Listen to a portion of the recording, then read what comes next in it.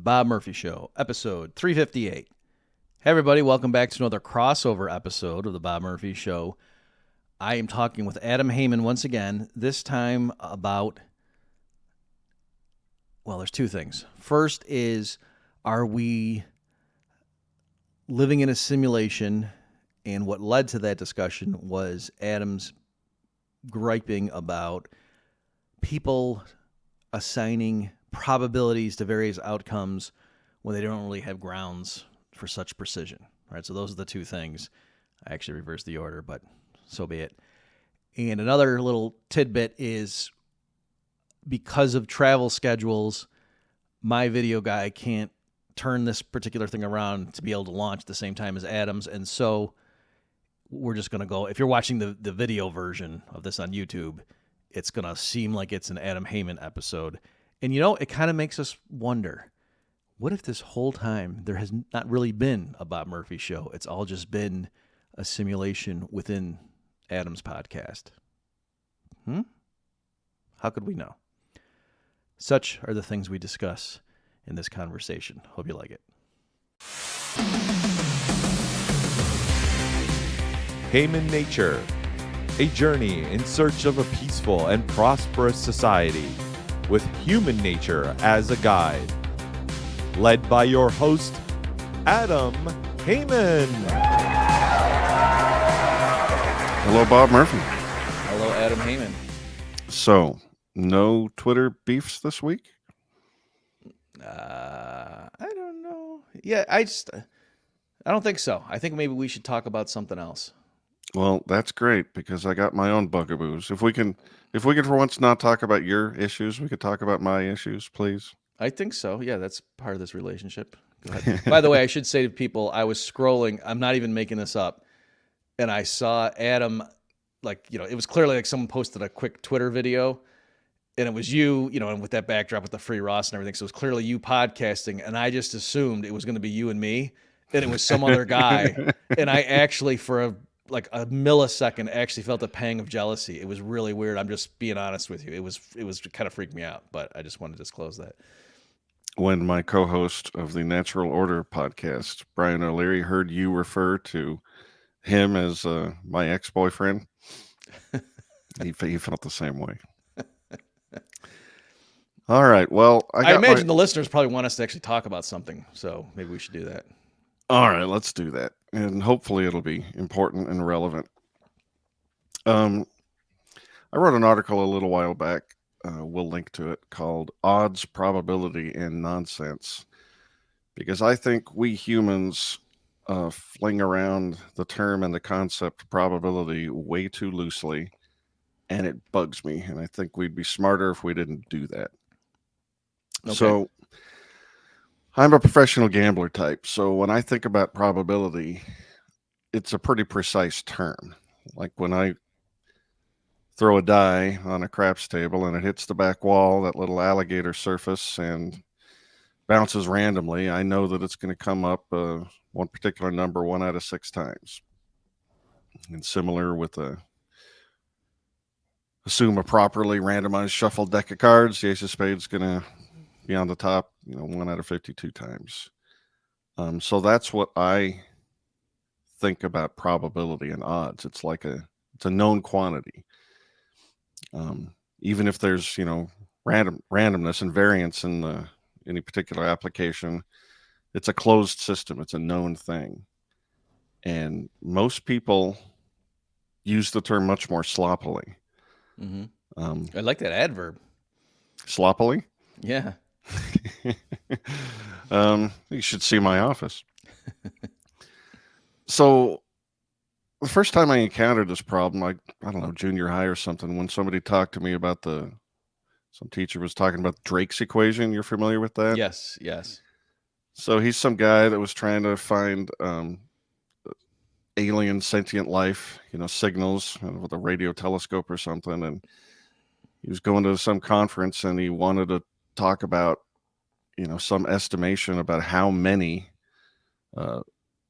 alien civilizations we should assume are out there that are within the light cone, speed of light being the limiting factor for communications and all that. So he came up with this real super duper scientific equation where he could figure out in the number of civilizations equals, and then a whole string of variables, the average rate of star formation, the fraction of those stars that have planets, the fraction of those that have habitable planets like ours that could support life, the fraction of those that actually develop life, the fraction of those that develop life that's sentient, the fraction of those that create civilizations that build things that, emit communications that we can detect. And then you total all those up and you get a probability for the existence of life that we can detect. And it's all sciencey and mathy in an equation. It was presented to me as not just a way to inform your intuition on these things, but it was presented to me as a proof. And just to make sure I wasn't hallucinating, after I wrote that article a few months ago, I went around and asked people, what they thought about Drake's equation. And most of them had never heard of it, but the few that had said, yeah, it's that thing where a guy proved, how it proved that alien life exists. And a few of them said it demonstrated that alien life exists. But all of that is nonsense. Every term in there, except maybe the rate of star formation, is just a complete and utter guess. We can't develop a probability for the existence of alien life. We don't have any data points except for the one, us. Mm-hmm. And it's okay to use estimates and probability. Like, sports books get pretty good at estimating the odds that the Packers are going to beat the Bills or whatever. And based on their knowledge of the game, they can make pretty good guesses, but they don't know the odds of who's going to win that game. It's just if it's a Super Bowl, the Bills will definitely lose. 4 out of 4 times at least. I don't even, you know what? I'm bluffing here because now I'm not sure. Is that even the right? Like, are the Packers in the right thing for that for them to even face each other in the Super Bowl? I don't believe so. I think they're both AF. No, you're right. You're right. They could face each other. Okay. Sorry. But I just got lucky because that's how. It's not that I'm not macho, folks. I could take those. I could play with those guys. It's just I choose to go into economics. Okay. You had 2 paths. You chose the brainier one. Yes, that was my comparative advantage. So,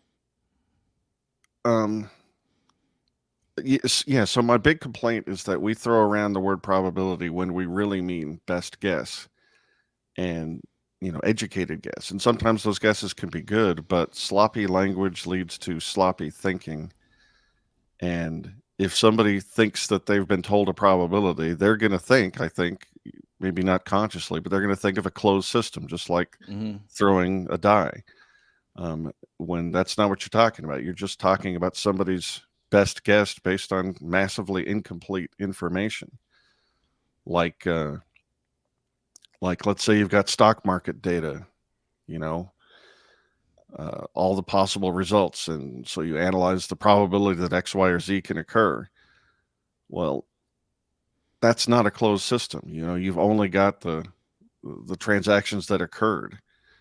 It doesn't say anything about the transactions that can occur. It's a completely open system. That's, what made Nassim Taleb rise to prominence, I believe.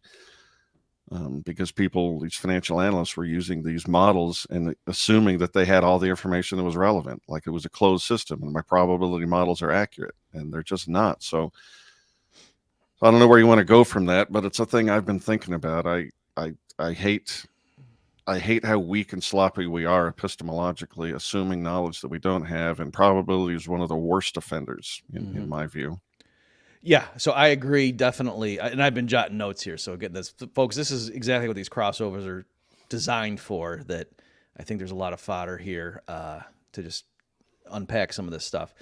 But yeah, that last point you made, I think to me that crystallizes it. And that's the Drake equation always bothered me. So when you said you went to see if you weren't hallucinating, yeah, if you had asked me, you might have thought you were hallucinating, because I would have said, though, that you're right. I don't like the way other people use it. But I would have said, yeah, this is crazy. It gives this fake sense of precision when he's just making stuff up.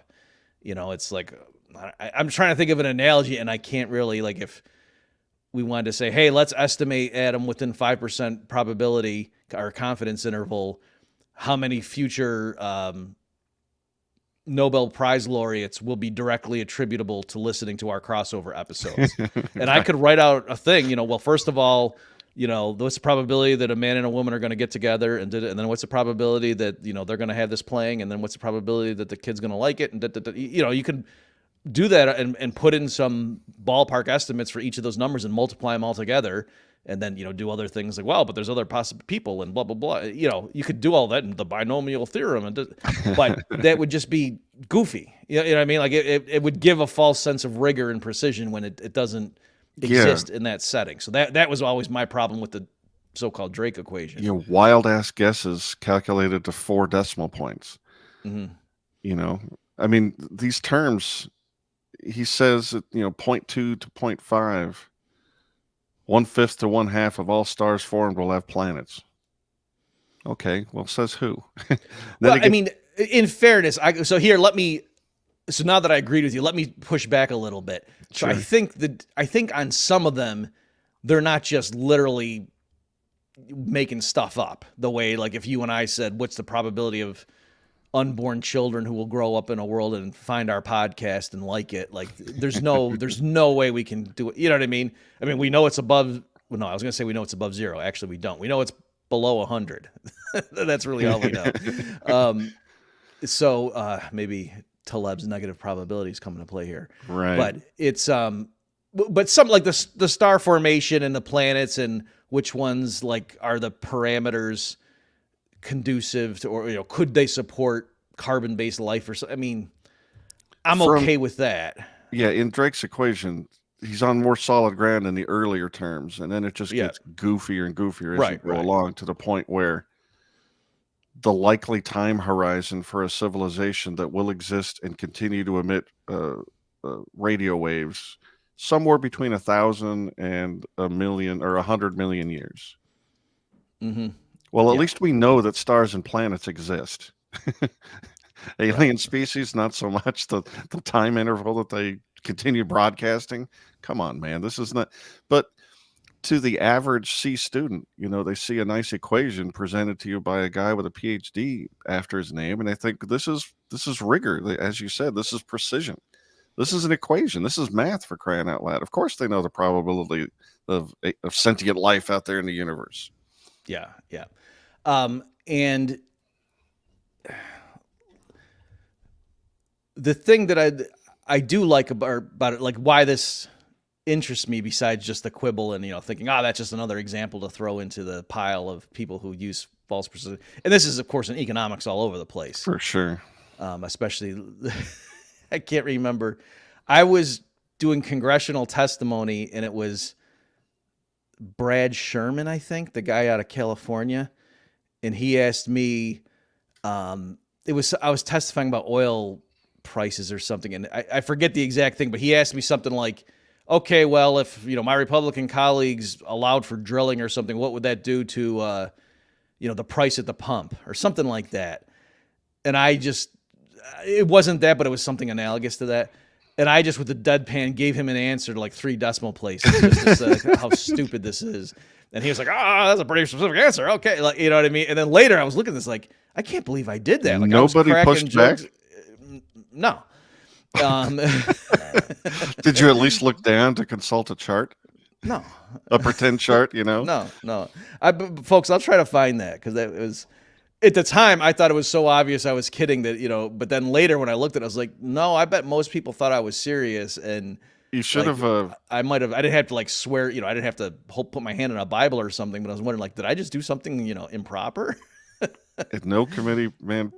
Yeah, well, you should have pulled out your wristwatch, pretended it's a Casio calculator, and then beep, beep, beep, beep, beep, and then gave him.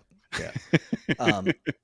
But what I was going to say, though, is so the reason I like this, with my views on intelligent design and all that kind of stuff, is that to me, it's like, right. And so the whole Fermi paradox and everything, like, so doesn't that mean, coupled with the Drake equation, that your estimates of how easy it is for inorganic materials to give rise to cells, that then later formed beings that can make radio telescopes, or that you must be wrong, and yet they're not like, maybe we should rethink that. Maybe life is harder to emerge than we thought. Like that's usually it's like, oh well, maybe they all nuked each other or something. It must be maybe it's climate change. Maybe we should probably raise a carbon tax because the Drake equation. You know what I mean? Like they're not going to go revisit the stuff that they really is important to their worldview.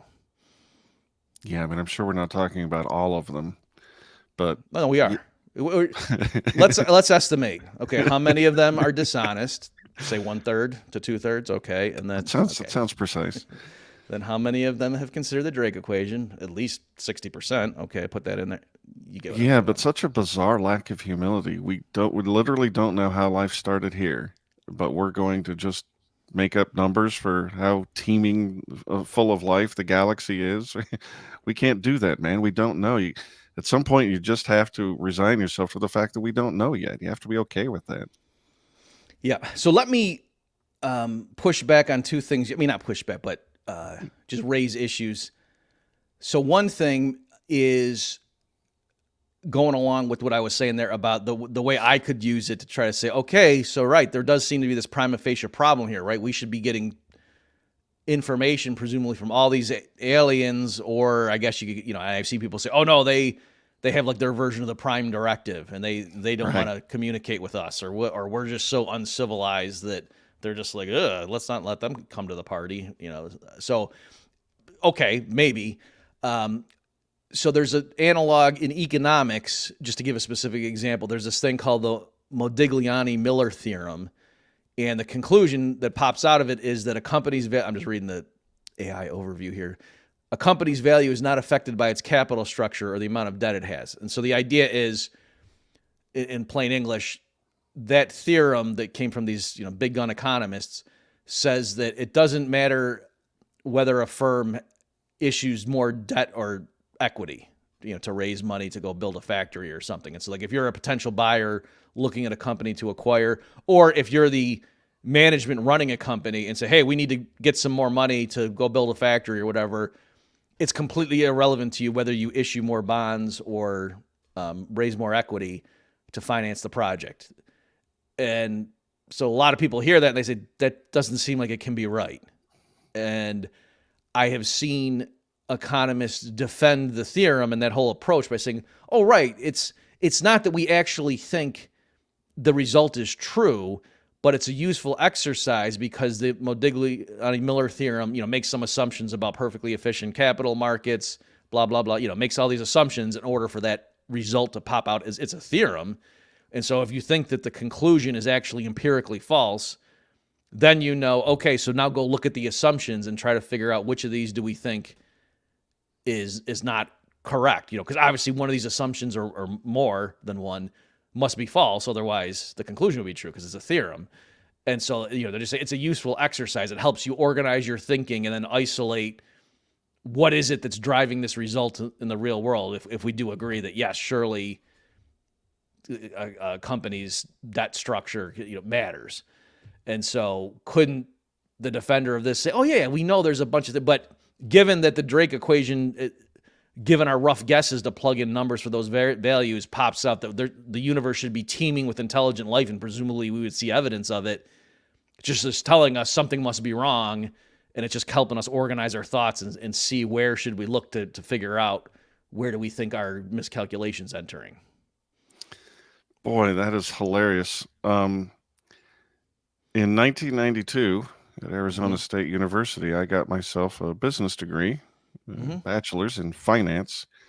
And somewhere around 89 or 90, they told me that Modigliani-Miller theorem. And the upshot, maybe I'm misremembering, but I'm pretty sure the upshot by some midwit professor is that it literally doesn't matter about the capital structure. They didn't say, so let's go back and look at these assumptions. That never happened. It was presented as if it was true. I just got a better education than you did, because I never heard someone tell me the Drake equation proved that there's intelligent life. I don't think anyone even talked about it. I was a geek and read stuff. But okay, I'm not saying that to be funny. That it's, I never heard someone claim the Drake equation shows us that there must be tons of life. I have always just heard it like that. It's always coupled with the Fermi paradox, and that. Anyway, sorry, I don't mean to I interrupt mean, your when I chain, heard but that one, it was like, again, it was like junior high or something. So, okay, but okay, it sort of emphasizes the point I was making earlier. Like my midwit professor just went to the conclusion when the whole point is, and this is a point I was going to raise later. I have no problem with people, making guesses and trying to take estimates at what's going on in the universe or a football game or whatever. But the critical thing is to always lead with your assumptions. What could be wrong with your model? The place where errors could exist. But most of us people that are short on time and maybe not that brainy, I don't know. We just go right to the conclusion and just take that as the truth. When the intellectual exercises you were pointing out, I mean, that is useful to think about. Okay, well, we've been doing a lot of other things with economic models that use these assumptions. Maybe some of them are just goofy and wrong, and we should re-examine that. That would be an intellectual exercise worth having. But most people don't. They just read the précis or whatever, read the concluding statement, and think they've learned something. Yeah. Yeah, I mean, that comes up a lot in economics. For example, I realized lately when I've been spending a lot of time on the Ricardo comparative advantage stuff, and suppose that U.S. workers are better physically at making TVs and DVDs, but still, if they specialize in the thing where they're really good and then trade with Mexico, everybody's all that stuff. And I was just, as I was going through it to explain the results, I was realizing all these implicit assumptions, and I'd be, oh, okay. In this example, we're assuming that the American workers are all interchangeable with each other and the Mexican workers are all interchangeable with each other. But if you didn't assume that, then it would affect, some of them actually would be hurt by free trade policy. Okay. Oh, we're assuming no shipping costs. And I realized by the end of it, there were assume that the Mexicans are also using U.S. dollars, because if you bring in pesos, that's and I still believed in what I was doing. Like I didn't think, by the end of it, wasn't like I was thinking, oh man, I'm pulling the wool over people's eyes, haha, to get my grift payment from big manufacturing or something, or big importers. But anyway, so I still, but I was just realizing how in economics we just take it for granted so much about, oh yeah, you're not going to deal with those 19 actual things in the real world, because that just complicates the net. We're trying to focus on this thing that we have in our textbooks, and I was taught by my professor, and I thought it was really cool, so I'm going to teach it to you too.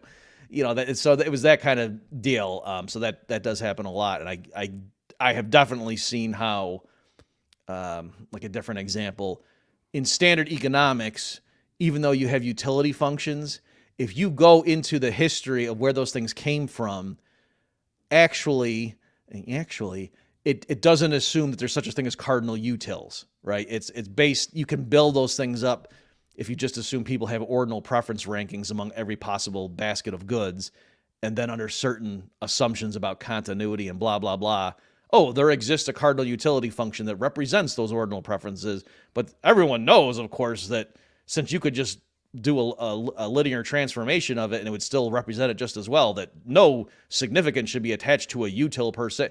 But most people, even in my program, who are studying that stuff and learning the theorems and spitting it back out on the micro exam, I don't think they knew. I think if you said to them, do people psychologically have like a unit of utility? They would say, yeah, of course they do. We just have models where people maximize their utils. What are you talking about? Even though that's literally not the theory that they were just taught, because there's a lot going on. And hey, this is how you solve a problem like this. You take the first derivative and you do this and Not, let's think philosophically about what does this mean to have a utility function. So anyway, we've long thought that you were in the pocket of big import export. So yes, glad to, they pay well. Yeah, those are all important points you talk about, and like with the trade example, it's not that the principle is wrong. The principle is right, but you have to, if you're actually talking about a real world example, you have to take in the lumpy, problematic real world problems that exist, the places where the assumptions do not. I mean, say for some reason, travel just became 1,000 times more prohibitively expensive. That would clearly break the model, and nobody would trade because not travel, but shipping. So yeah, I mean, when I'm criticizing these things that we're doing, I'm just saying that we can't take it to extremes. We have to think through the assumptions and think through the exceptions. And I was thinking about the Laffer curve recently. Mm-hmm. And it's always sort of drawn, right? Like originally it was supposed to be drawn on a cocktail napkin or something. It really, Where- by the way, because I worked for Laffer, I saw. Well, he had a napkin that was framed in his office. I don't know if that was supposed to be the original one. I can't remember. But anyway, sorry. Go ahead. Oh no, but it's always funny when it's presented to you in the textbook and probably Mm-hmm. on a napkin. It has a one point that is certain, where if you tax 0, you have Yep. 0 income. If you tax 100, you have 0 income, and then you draw this curve. Yep. Well, in the real world, it's not going to be this smooth curve. But if you just look at that and get the concept and then move on, or if you're just some sort of a midwit, you might think that Mr. Laffer actually drew how government tax revenue will be generated at each point along the line, and it's this nice smooth curve. Well, no, it's not. It's this principle, and it's actually going to be lumpy depending on psychology and how easy it is to get in and out of industries under certain tax burdens. It's going to be this weird looking thing that roughly conforms to this shape, but it's going to be discrete, not continuous. And I've done an analog of that, like just to isolate the argument, to say at 0 degrees Kelvin we'll have 0 tax revenue. At 10,000 degrees Kelvin we'll have 0. So therefore there must exist some temperature that maximizes, and policymakers should think about. That's perfect. Exactly. Exactly. Yeah, there's a range that's a little bit better than all the others.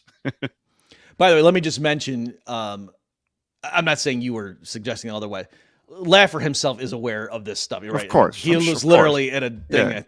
Was it Rumsfeld? I forget who it was, but he's trying to get somebody that was going to be in the Reagan administration, like trying to get the guy to see, like, no, we shouldn't be conceding that if you cut tax rates, it's possible. And also, I'm not saying this for you, Adam, just Laffer in his writing, and I went back and looked. It's not like just after the fact he was trying to cover up. He was always clear. He wasn't saying for any tax rate reduction necessarily revenue goes up. He was just saying there is this offsetting factor that you expand the base. And he said, in certain circumstances, if the rate had been punitively high, then you actually might get more revenue too. But his point was lowering the rate, cutting the rate in half is not going to make revenue drop by 50%. Right. That was what his main point was anyway. Okay, well, let me ask something else. We don't need to dwell on this too much because it might take us too far afield. But what's interesting, when you were even saying, like, we know when I throw a die that this happens, or if I flip a coin 1,000 times, even with that stuff, strictly speaking, no, we don't know that. Correct. You know what I mean? Like it's like an abstract, almost platonic ideal of a fair die. Correct. Or a fair coin. And even if it were a fair coin, strictly speaking, like you know what I mean? Like I could learn how to flip a coin. Like, so if I see heads is on top, I could either make it tails or, you know what I mean? Like it wouldn't flip too many times. If you get what I'm saying, like I could just do a very weak. Or I could imagine a person so skilled at throwing a die that he flips it around in such a way that it doesn't tumble against the alligator back wall of the craps table. It hits square right on a corner, and he's just so deft, and it lands up as a 6 every time. Right, like the way Captain America can throw his shield, and apparently he just does the calculations like that's supposed to be. I got to come with my assumption too, which is the assumption of a randomized throw. Yeah, and then that's why they build the craps table that way, because over time they've experienced that that does actually yield you a randomized throw in practice in the real world with money at stake. It's good enough. But you do have to come with that assumption. Yeah. So again, it's right. So you can clarify exactly what you mean. But anyway, I just thought it was interesting that it's even true. When we're talking about the clothes, like strictly speaking, no, we don't. It's more of a, what. And Mises gets into this in Human Action, like about like the philosophy of probability, because his brother Richard von Mises was a mathematician who had written. It's funny. I'm not. You probably know this, Adam. But for the folks at home who don't, Ludwig disagreed with his mathematician brother in Human, like while Mises is blowing up everybody, so the Weber-Fechner law does not imply a violation of diminishing marginal utility or whatever. Or no, he says the Weber-Fechner law has nothing to do with the economic law of diminishing marginal utility. So he's just, quantum uncertainty has nothing to affect our results here in terms of praxeological import. And oh, by the way, my brother doesn't know what he's talking about, despite his treatise on statistical theory. So Mises was a well-read man, but that he got into that stuff as well. That it is kind of like just a theoretical. It's almost like a thought experiment or something. You know what I mean? Or a circular argument almost when you say, what does it mean that it's a fair die or something? It doesn't mean, oh, well, if you threw it 1,000 times in a row, that 1/6 of the time you'd get a 1 and 1/6 you'd get a 2. You're like, no, it's That would be very conceivable. unlikely. Yeah. Yeah. Well, yeah, right. Exactly. It'd be unlikely to be perfectly that. But and so you can make up things about limiting tendencies or whatever. But yeah, it's conceivable. 10,000, you get 10,000 twos in a row. That's very unlikely. But you know what I mean? So anyway, it's just interesting that there's actually no way you could even demonstrate that this is a fair die. There's no series of finite list of experiments you could conduct. No, but if you started with 1,000 throws and it was wherever it was, all off the, it wouldn't be perfect for each number. And then you increased it, whatever number, whatever spectrum, that's not the right word, whatever distribution of numbers came out of that. If you increase the number of throws to 10,000, it would be closer to 1/6, 1/6, 1/6 than it was before. That law of large numbers thing. And then if you increased it to 100,000 throws, it would be closer still. In expectation, but I'm saying in reality, you could go ahead and do it. And it could be that, oh yeah, it was pretty close to 1/6, 1/6, 1/6. But then the next 60 million rounds, it was just all twos. For sure. So actually, that could happen even if it were For fair. sure. But it's useful. But I have a good reason to expect it, such that I would bet that I'd be right. Okay. In one sense, I know what you're saying. All these things are possible. The black swan event can always occur where it's 100,000 twos in a row. Yeah. But we have good reason to think that as the number of iterations increases, it's going to get closer and closer to 1/6, 1/6, 1/6. Yeah, that's fair. But again, that isn't the definition of what Agreed. Yeah. a fair die. Anyway, you get the point. Maybe the simplifying principle is just to say that in real messy life, we are never in the perfectly closed system that's our mental construct here. It's always going to be that anything could happen. But that doesn't make these things not useful. It just means you have to take the messy world into consideration. Yeah. So let me put it to you this way, and then we can move on, unless you want to keep going. No. That to Crystal, to connect, so it may have come off like I was just making random observations, but I realize there is a way, again, playing like a devil's advocate here. Couldn't Drake... by the way, at first when I wrote like on the notes to myself that we're going to cover Drake, like I was picturing the meme, but anyway, the guy that's no, I don't know. I hope I'm not saying the wrong. Isn't he like a rapper or something? And there's a meme. Oh yeah. Okay, that would be a whole different podcast. Yeah, that. Oh, here, this guy, he has all this false sense of precision or whatever. He doesn't know what he's talking about. In contrast, I, as a gambler, I know that. And so, again, just to isolate, what I want to say is, aren't you doing the same thing when you're sitting down or when you're going to a craps table and you're thinking, the odds, and you're, telling your wife, don't worry, honey, like I know how to play. Well, you wouldn't sit on a craps game. Not a craps, yeah. Yeah. Anyway, you get the point I'm trying to make, that aren't you doing a similar thing? Where you're just plugging in assumptions about what you think these for my whole are. life and betting thousands of dollars at the time. And when I do what I think is the objectively right play based on my understanding of odds and psychology and probability and all that, and it doesn't work, I gotta trust my model and go back the next day and do the same thing. And if it doesn't work again, I should probably restudy and make sure I haven't, memorized the wrong game. I'm playing cribbage when I'm supposed to be playing poker or whatever. But yeah, in the face of a world of variance and uncertainty, you got to have the courage of your convictions, which flies in the face of the argument I'm just making. But I'm just saying that you need to be careful. Right. And like you said, like it's like obviously you have way more experience, but I figured out a system for counting cards, and it was playing blackjack. And then I just noticed when the deck was, quote, really good, and I would increase my bet, I would bust all the time. And such that it got to the point where I was afraid when the deck would get really good, because I would know, I'm going to feel like I should bet more, but I just know I'm going to lose. And I think partly, I was actually betting too heavily, like more than you could. Yeah. Yeah. I asked you the other day on the phone. What is that called again? The The Kelly criterion. Kelly Yeah. criterion. I think just because my bets were lumpy, you know what I mean? Like my bankroll wasn't big enough.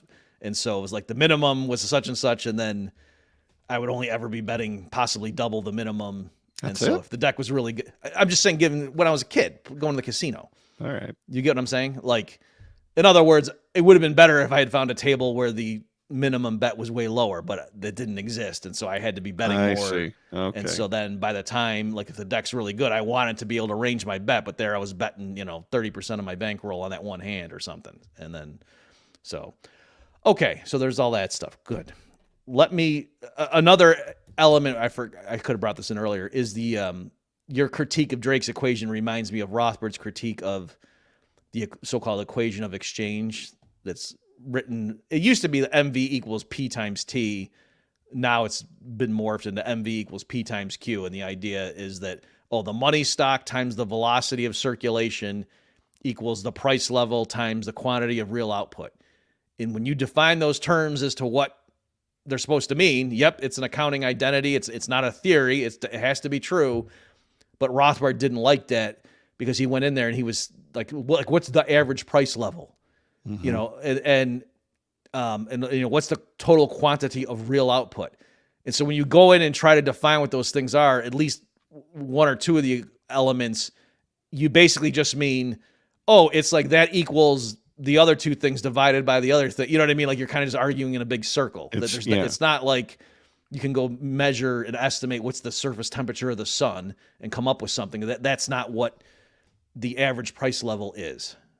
You know what I mean? And so anyway, was there times after that identity was put forward where people would try to misuse it, thinking it wasn't just a tautology or whatever? They'd try to extrapolate one variable based on the values of the other three. Well, I don't know if this is, so what I'm about to say to you is true, even if the underlying accounting identity made sense, right? Mm-hmm. So this isn't really relevant to Rothbard's critique, but just to answer your question, yeah, it's misused all the time. So, people can say, if there's slack in the, somebody who is a monetarist and doesn't think that running the printing press is going to boost real output would just say, yeah, if you double M, P's just going to double, right? Because one's on one side of the equation, one's on the other.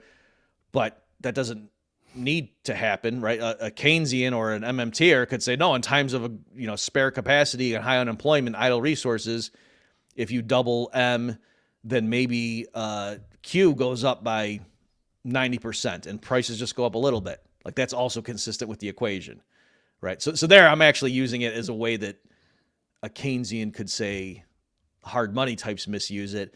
A different one would be like the GDP accounting thing, where government spending is part of the expenditures. And so there you can say, so if you increase government spending, therefore GDP goes up. When no, it could just mean that private consumption and investment go down. That also balances. So yeah, economists misuse accounting identities all the time. But I guess for Rothbard, I mean, the way Rothbard would say, it's abused in the sense that it leads them to think this is a good model of the economy, as opposed to just doing it like the Austrian way and looking at cash balances as another type of good that people hold and doing everything from an individual perspective, right? Like when we try to talk about apple prices, we don't say, what's the total supply of apples in the economy? What's the average velocity of turnover of apples? And therefore, blah, blah. You don't talk like that. It's just, what's the individual given the prices? How many apples does he want to, buy? And then the price is just so anyway. But I just thought, again, that the MV equals PQ, where it's not just that Rothbard was arguing, how do we in practice know what, like the money stock, that kind of makes sense. Like you go measure what do we mean by how many dollars in the U.S. exist right now? And there's different definitions. Like, does a bank deposit count? What about a savings account? What about a traveler's check? But it kind of makes sense to say how many dollars are there right now. Whereas to say, again, what's the average price level, that's kind of a weird, anyway, like that's a little bit weirder than just saying like, what's the average weight of all humans? Because they'd say, you add them all up and divide by the number of people. But with the price level thing, you're kind of doing a weighting measure as well. Like you wouldn't say, there's a car and that costs $60,000 and there's a stick of gum and that costs a penny. And so the average price level of those two is, somewhere in the middle like that you wouldn't do that, right? Because the price of the stick of gum shouldn't have as much weight in the final measure as the card. Anyway, For there's sure. issues like I that. see the same problem with velocity too. Mhm. I mean, like, yes, money does change hands, blah, blah, blah. It goes round and round. But to think of it as a thing that's in any way constant, such that you could measure it at some point and then apply it to the future, it just seems weird to me. Yeah. Are you ready to talk about the Matrix? Yes. So, do you want to talk about your Yeah. good buddy Bostrom? Yeah. In my in my habit of calling stupid people that are way smarter than myself, I have a big problem with Nick Bostrom and Elon Musk and all the other smarty pantses who say things like it is trillions to one more likely that we live in some simulation.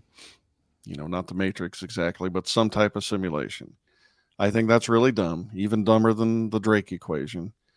Their argument is as follows, as I understand it. We humans are the type of species that likes to make simulations and then dive into them, witness all video games and virtual reality machines and this and that and the other. Also, technology seems to constantly improve, doesn't show any signs of stopping. Therefore, we humans will one day invent a simulation that is indetectable by the beings that are in the simulation, indistinguishable from the real world. And given that time is, they say, infinite, it's much more likely that we will be, we will wake up and be born or whatever in a simulation rather than the very vastly remote chance that we happen to be in the base universe before simulations have ever been invented. Mm-hmm. And I hate to I hate to criticize people who are better at math than me and criticize people who can shoot a rocket into space and then bring it back and then catch it with a pair of chopsticks, even though it's as big as a skyscraper. That's mighty impressive. But at least Mr. Drake, when he's talking about the likelihood of sentient life out there in the universe, at least he had one data point to talk about, us. Mm-hmm. But as far as humans creating simulations that are indistinguishable from reality from the perspective of being in this simulation, well, no one's ever done that. That's just an out and out assertion being treated as a probabilistic certainty to the point that it's trillions to one more likely that we're in a simulation than not. And that's just a massive hallucination. And it brings up my point earlier where we have a useful concept called probability, and then we get sloppy and just throw that label around all over the place. And it's dumb and we shouldn't do that. Yeah.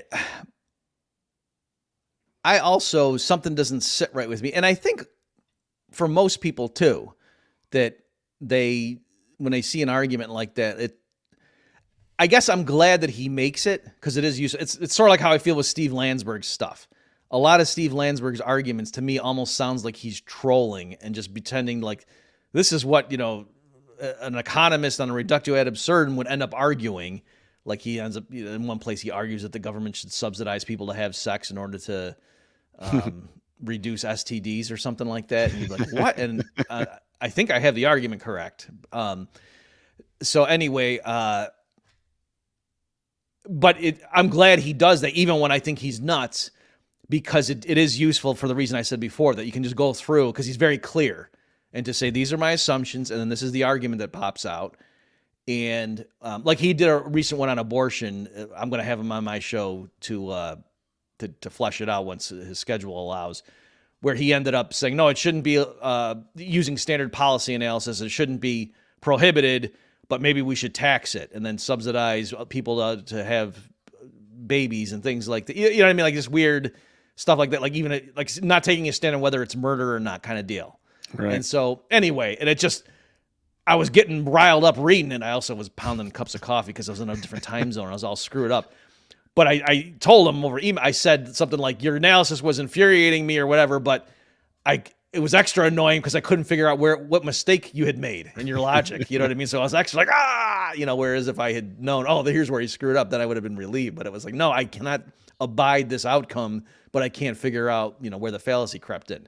So anyway, I think a lot of people probably feel the same way with these simulation arguments. Should I bring in the Boltzmann brain stuff since it's similar? Yeah, and just real quick, I usually lead before I criticize simulation theory. I usually lead with, I forgot to, I love simulation theory. Okay. Just as a mental construct, I love it. I think about it all the time. Yeah. It soothes me in a way that maybe being, thinking of heaven sort of soothes other people. I don't think it's true, but I love it as a mental model. And I love science fiction. I love thinking about ways things could be. What bothers me is this certainty of these trillions to one probability. Right. That's just nutty.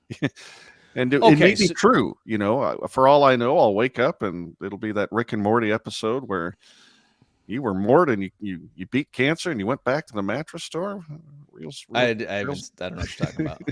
It's a video game where Morty puts the quarter in and he's sunk into an 80-year lifespan that takes 10 minutes in the real world or whatever, and he's just this guy who owns a mattress store and has a family, and he gets cancer and he beats cancer, but instead of going off and sailing the world with his money, he goes back to the mattress store. And so when he ends up dying, Rick's there criticizing the way he played the game. Okay. But yeah, so let me just to isolate your view or unpack it. You like the classic Descartes thing about, well, how do I know an evil demon's not deceiving me? And you just keep. Right. So you think that's great philosophy and like that. Yes, we should think through stuff like that. Like we should be able to come up with an answer. If someone says, how do we know we're not living in a simulation? We should think about that stuff because it's if nothing else, it's fun. Your problem is though, if somebody says, because of these deliberations I've just gone through, I conclude that it's trillions to one against us not being in a simulation. Yeah, simulation theory and Descartes' evil demon and the classic philosopher's brain in a vat scenario, I think these are all interesting things to think about. But I do think people make massive logical errors when they just assume that the weird thing that is in contradiction with just everything in our waking experience, when they assume the other thing, the weird thing has to be true. I just think that's great. Well, Descartes didn't do that, but some philosophers do. And so sorry, go ahead. And Elon Musk and Nick Bostrom do. They think the brain in the vat is way more likely. So in fairness to Bostrom, when I haven't read him in the original stuff. I did read the Wikipedia articles to get ready for this because that's how committed I am to truth. The way his argument was distilled in the Wikipedia entry on this topic, it didn't say, and so you can correct me if I'm wrong, but it didn't say Bostrom claimed that, yes, it's trillions to one.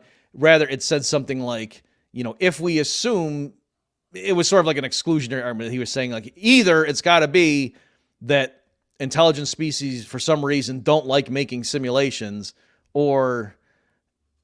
you know what I mean? Like he was kind of setting up a thing that it was more, he was just stating, here's the train of logic. And if you think there's anything more than a 1 in a billion chance that an intelligent species that had the ability to make a simulation would in fact do so, well, then now you're painted into a corner. You know what I mean? So it was that kind of an argument that where the way it was presented again in the Wikipedia entry was more that Bostrom's just forcing us to really revisit our hypotheses. And so if you don't want to believe that we're in a simulation, then it must mean that you either think there is no other intelligent species, or for some reason they really, really would not want to do a simulation, because otherwise it's got to be that it's more likely we're in a simulation. It was that for sure. He presented it with that kind of intellectual rigor, but then I'm just going off hearing him on a podcast where the host asked him point blank, yeah, but what do you think? And he says, yeah, I for sure think we're in a simulation. Okay, great. So I feel just better about it that we're not misrepresenting. Just like with Drake, technically, I don't know how he himself neither do I presented it. It's just like you're saying, we're talking about how do people use it, and maybe like for a different example, go back to economics. Apparently, so there's the Black-Scholes option pricing formula. Yeah. Apparently, there are obviously assumptions that are built into that result popping out that can be wrong in the real world.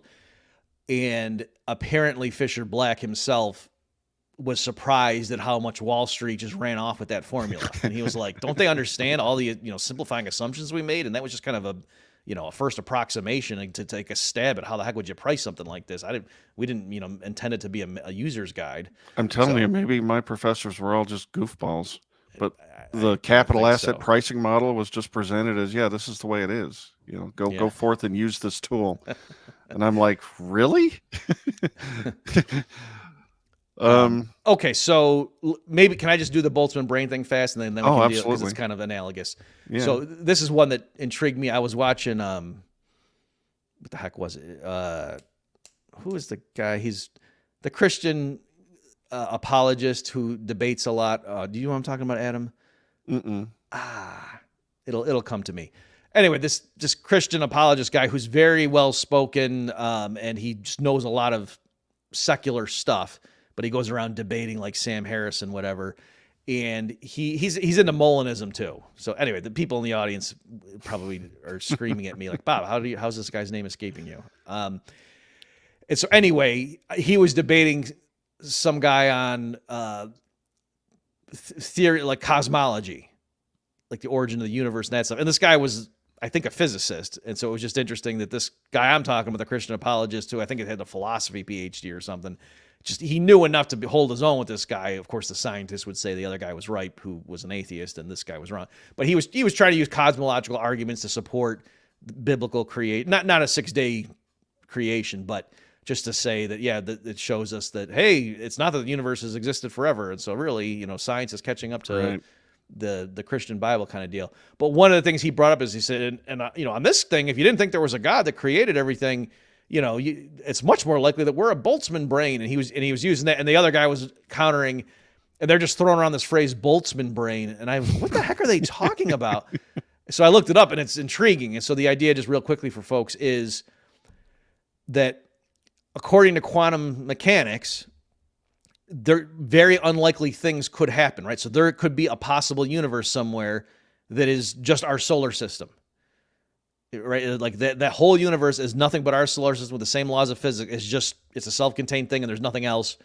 It's possible. And if you believe in a multiverse, then clearly there exists a particular universe where that's all there is. There's also a universe, that's 60,000 times bigger than ours. That many more galaxies. Where there's a universe where the melting point of water is something else, and da da da da da.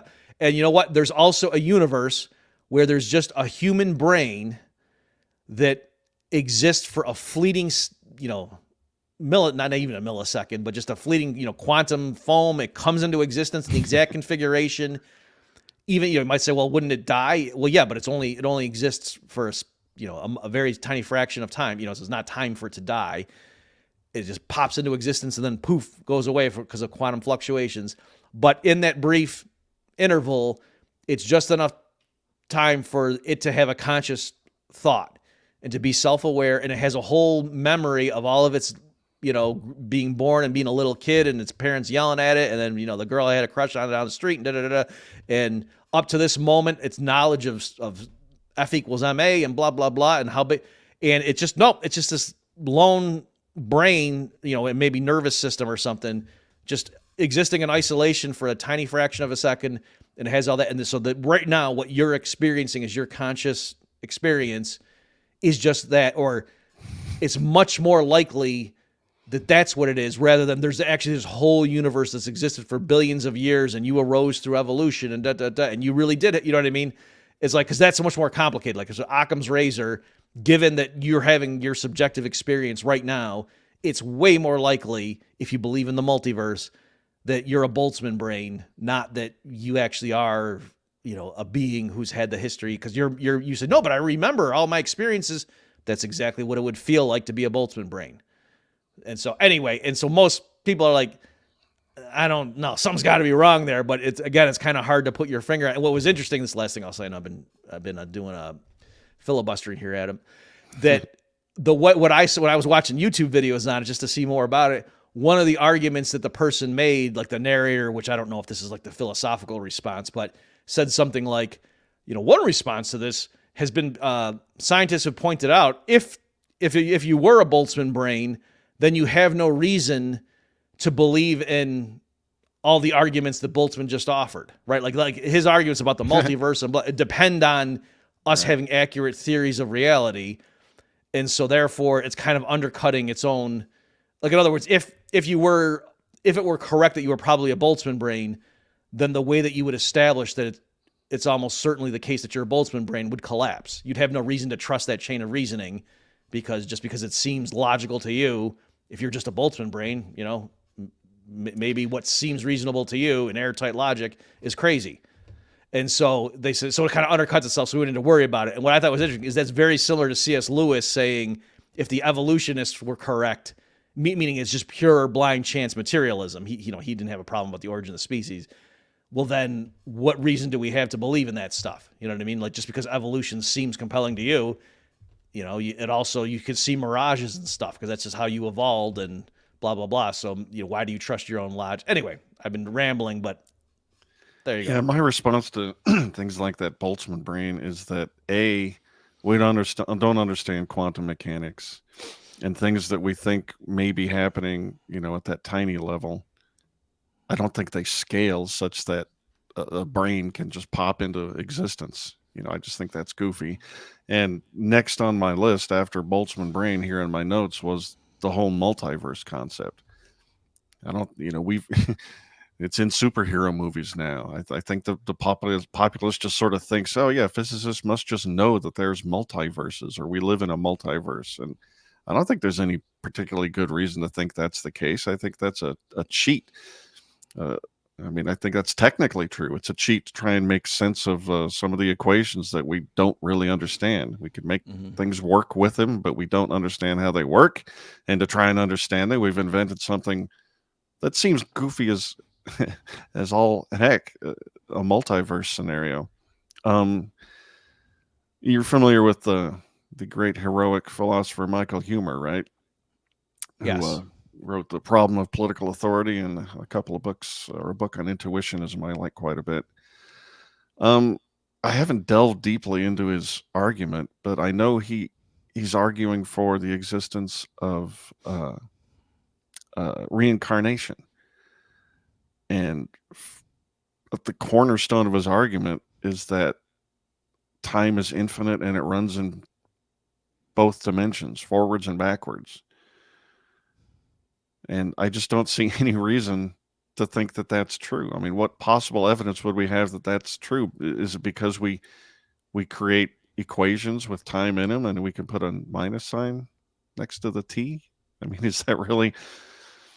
You know, what I was talking about earlier is the pretense of knowledge by which we come up with this idea, and then we just assume it's true, and then we pile more hypotheses on top of that assumption, and then we get to, well, then therefore, reincarnation is true, or the simulation theory is true, or brains can just pop into existence, and you might be one, and just it's a false memory of everything you think you know, and then you pop right at it. I mean, these are all just really goofy things to believe. They're interesting things to think about, you know. Maybe it's true. I don't know, but to talk yourself into it's probably true, I'm just not buying it. My epistemological knee-jerk reaction is just, that's not true. That's a bunch of crap.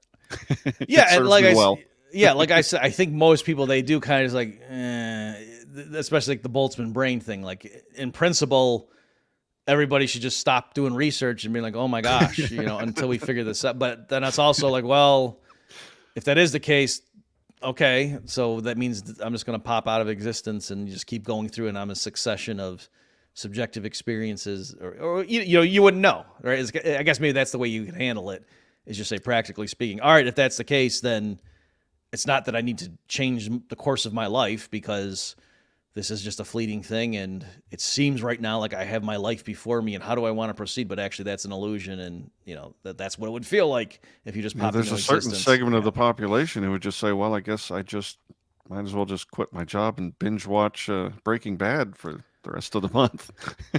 Well, I mean, they might, but I'm saying I think strictly speaking, that doesn't follow. Just like if some philosopher says there's no such thing as free will, and then people are like, "Oh, I guess I'm not going to look both ways when I cross the street." Like, that doesn't actually follow.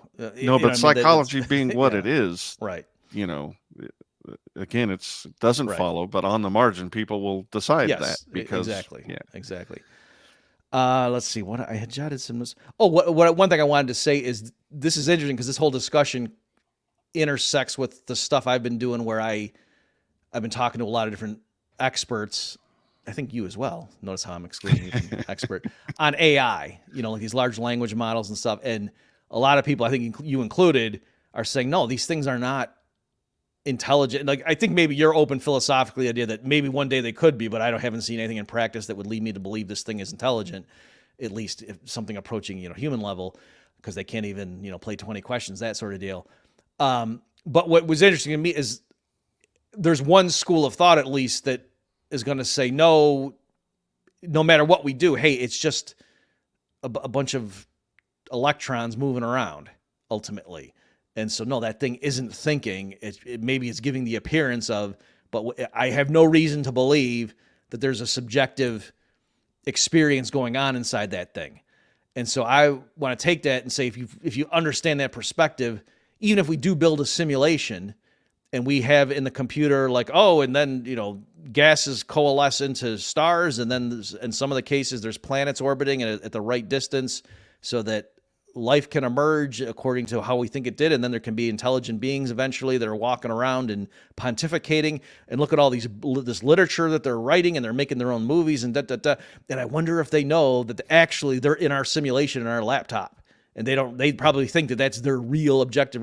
And I would say, how do we know they're having subjective experiences, right? Like, I can certainly play a video game and, a character can come up and say stuff to me. I don't think that there's really a character who believes they're giving me the hint on how to break into the Joker's lair inside the game. If I'm Batman in the game, right? I remember that level. No, that was just programmed. You get what I'm saying? So even on its own terms, even if we do make simulation, and for us to worry, what if we're a simulation? There's one school of thought that could say we don't need to worry about that because a simulated being, even if it on the surface had the appearance of being intelligent and had thoughts and hopes and dreams and blah, blah, blah, and self-awareness, that would all just be programmed in there. And it's what I mean? Interesting because as you were talking, it made me think that kind of super hard determinism would lead to solipsism too, right?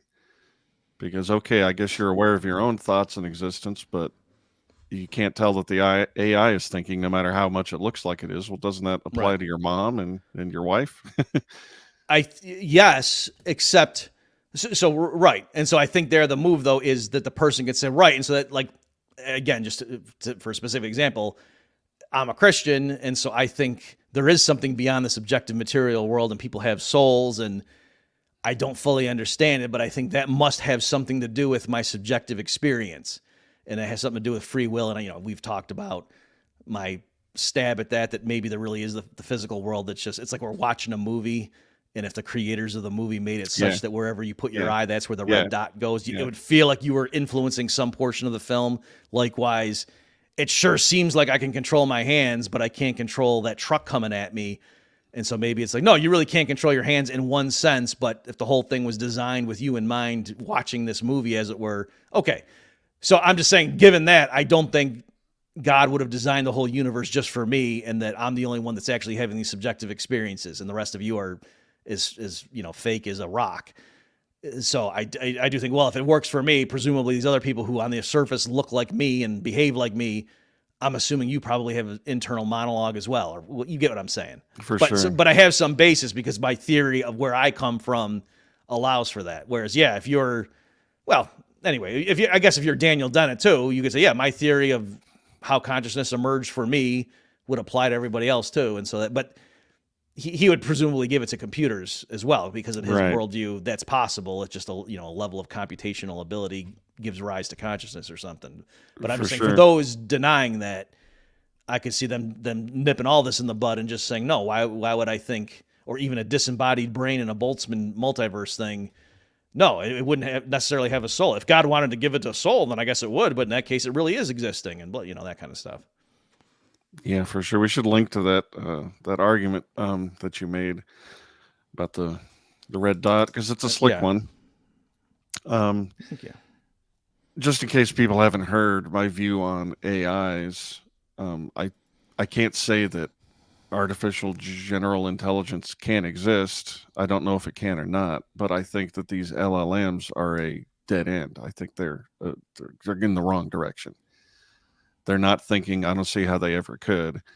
I think that if we ever were to build something or create something, build isn't right, because I think the thing would have to build itself. I think we'd have to put one of these super fancy neural nets in a body, put it in a physical environment, give it some motivation for getting up off the ground.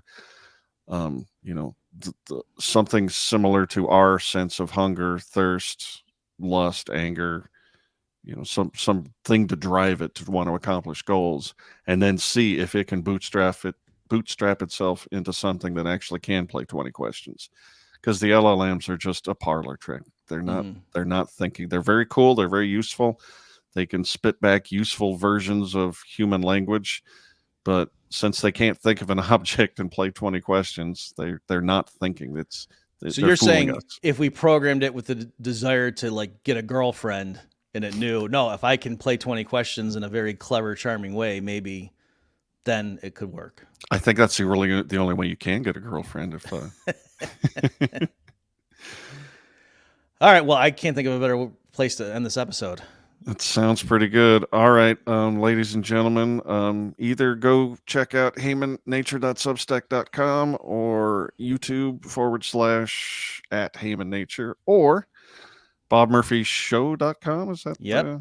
And at Bob Murphy Econ on the X platform. On the X platform. I'll put a link to mine as well, at ReRaiser, spelled with a Z. Thank you very much, Bob, for talking to me about smart and interesting things. I appreciate it. And thank you for watching our little show. Thanks, Adam. So long, everybody.